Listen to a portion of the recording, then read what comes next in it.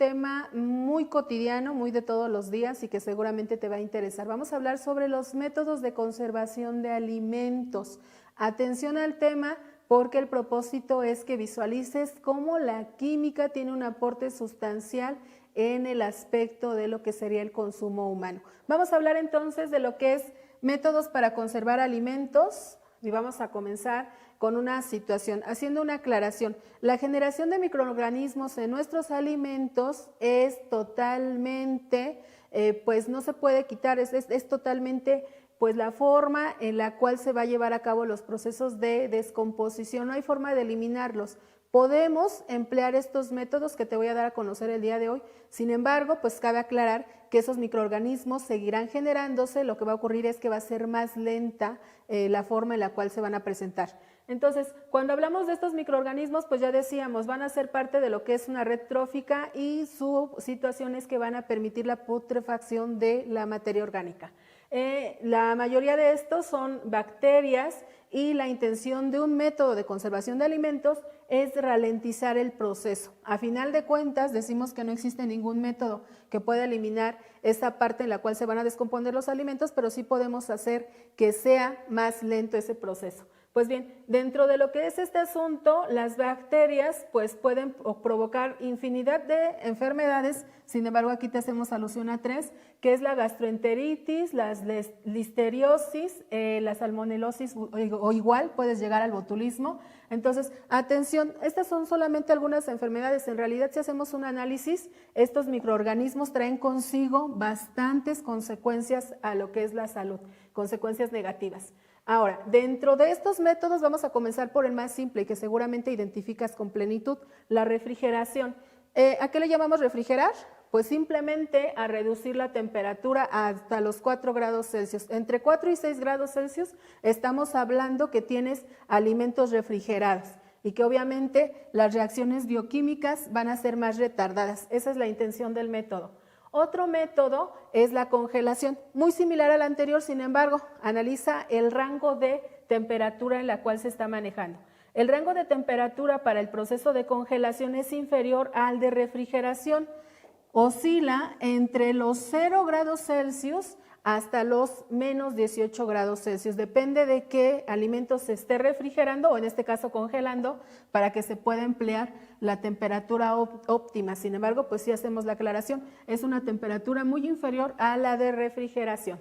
Otro método es la ultracongelación. Atención, método reciente. En este tipo de métodos vamos a lograr temperaturas muy inferiores a lo que es menos 40 grados Celsius. Es decir, cuando se logra esta temperatura, habitualmente el alimento se va a colocar en el dispositivo, en el contenedor, pero por un lapso de tiempo breve. El lapso de tiempo que se debe de introducir el alimento es menor a 2 horas. Si está más tiempo, se van a terminar o va a eliminar las propiedades de este alimento. Entonces, esta es la ultracongelación. Imagínate, menos 40 grados Celsius o muy por abajo de eso. Otro método es la ebullición, también llamada escaldado.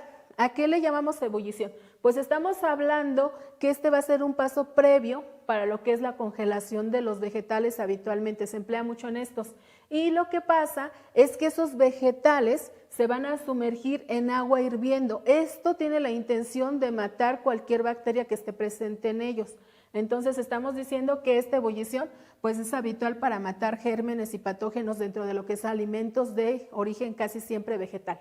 Otro método es la esterilización. Sin embargo, en este método sí habría que analizar las situaciones que trae consigo. La esterilización emplea temperaturas altas, por arriba de los 115 grados Celsius. Habitualmente solamente se emplea durante segundos. Sin embargo, el empleo de este método pues también conlleva la pérdida de los nutrientes del alimento. Elimina muchas de las enzimas, elimina muchos de los nutrientes. Entonces, pues es uno de los métodos que menos viable es para lo que es la conservación de las cualidades de esos alimentos.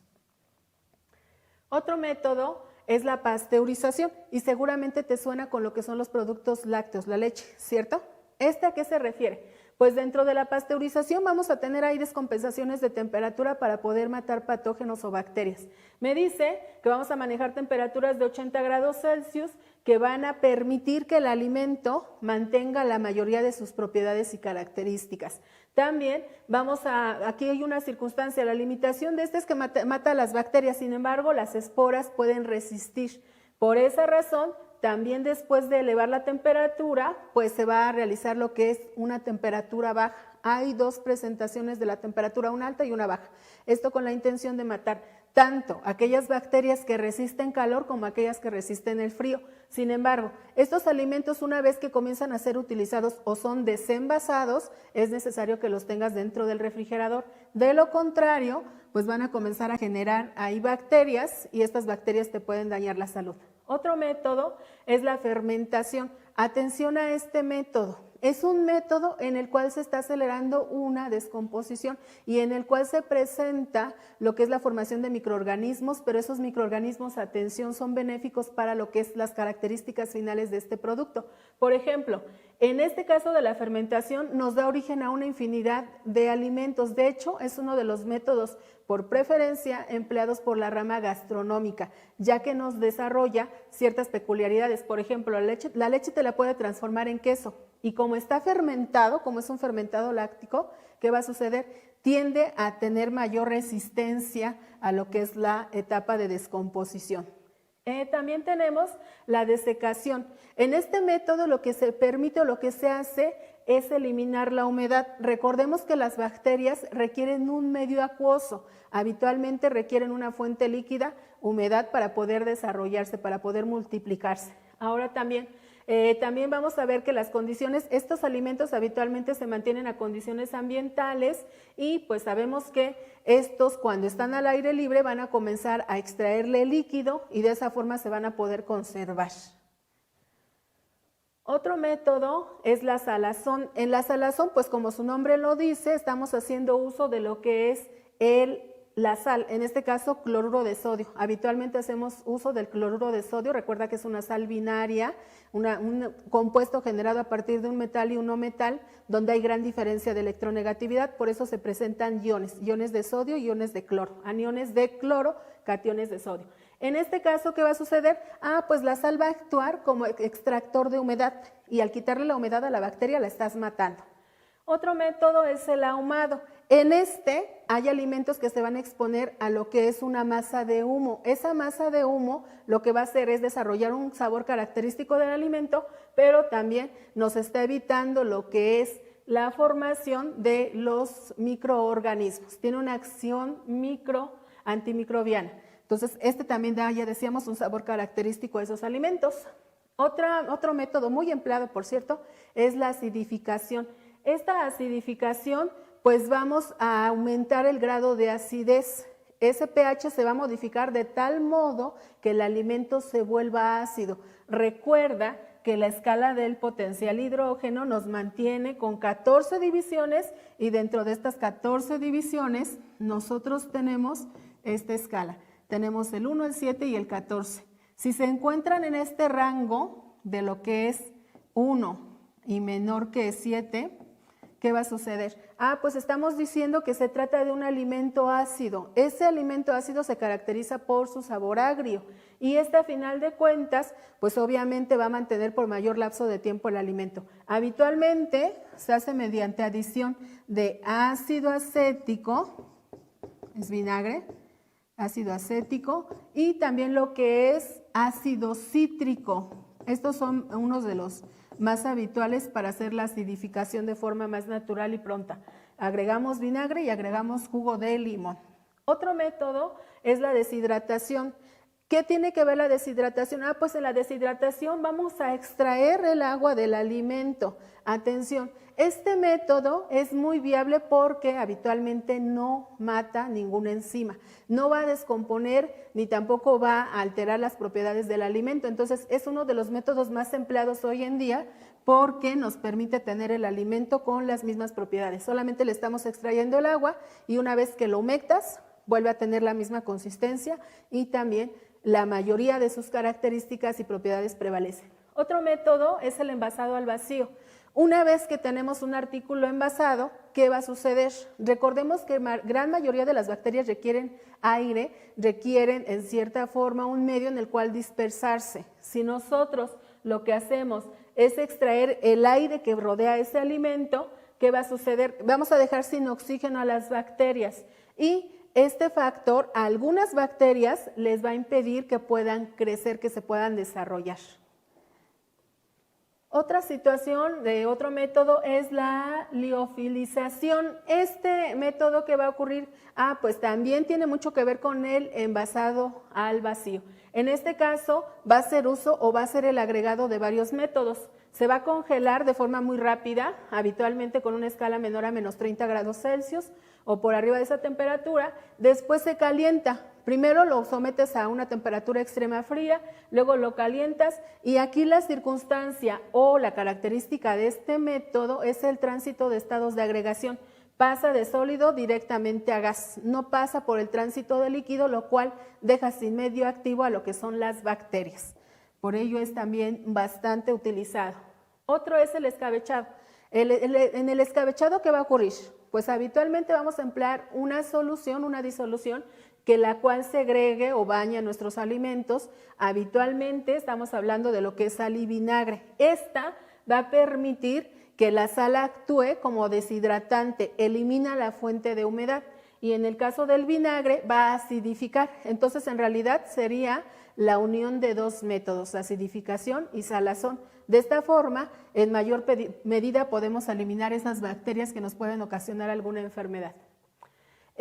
También así como se agrega sal, otro método es agregar azúcar. Esa sacarosa que se agrega, pues lo que va a hacer es, mediante esa capa de azúcar, proteger lo que sería el alimento. Esa capa de azúcar va a permitir la generación de bastantes insumos dentro de lo que es la aleta alimenticia.